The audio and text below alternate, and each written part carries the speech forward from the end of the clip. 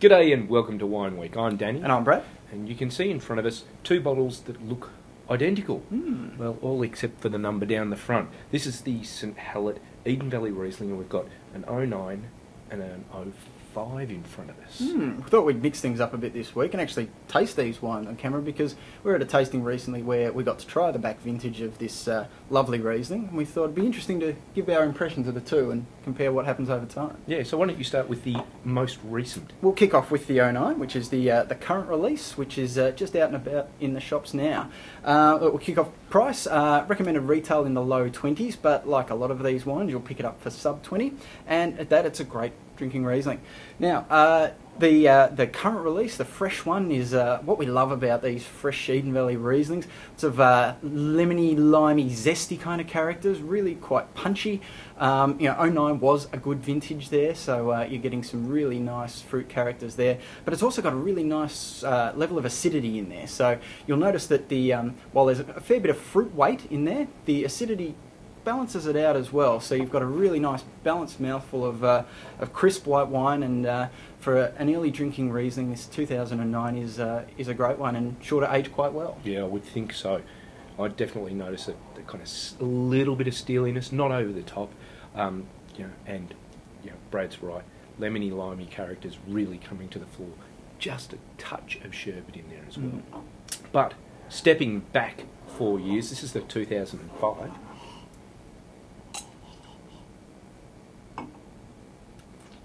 This is like looking at those photos. If you've got kids out there that are a little bit older, this is like looking at those photos of kids when they're kind of younger even, because you can tell where the lineage is, but they're very different. Just like a grown-up kid versus the brand new baby. And this much more kind of stone fruity, nutty sort of centre to it.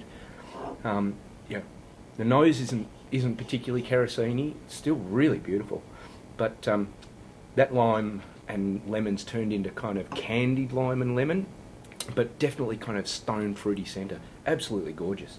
And even that sort of first hints of a kind of a honeysuckle type coming through as well.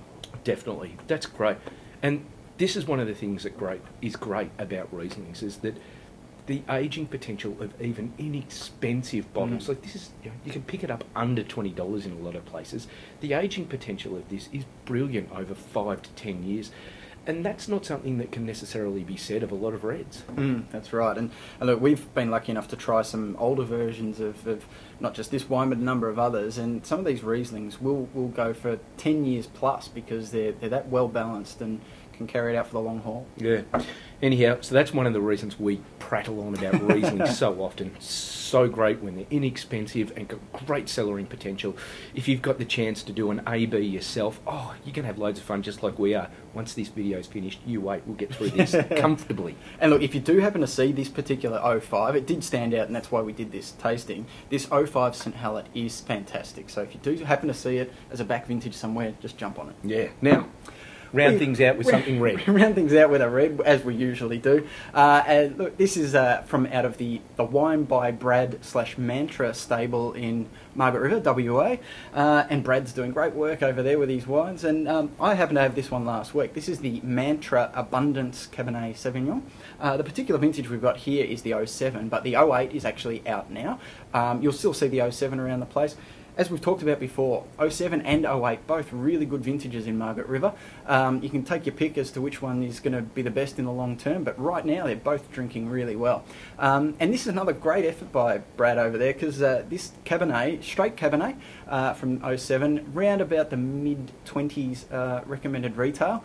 But you're getting some really classy Margaret River Cabernet here, and when you think about some of the prices on the top-end Margaret River cabs, you can probably buy 3 or 4 bottles of this one for the price of some of them. But look, lovely rich palate here of intense sort of black and dark fruits, but some really nice tannic structure as well, which will mean that it's got some good aging potential. So if you're looking for another Margaret River cab to add to your collection, this Mantra's a winner. Yeah, we love the Brad range and the Mantra range. Great stuff coming out of the Western Australian Margaret River region. Anyhow, that's it for this week on Wine Week. Watch out for Wine Week Radio, the podcast that you may have seen already. But anyhow, more on that on the website. And we'll see you all again next week. See you next week.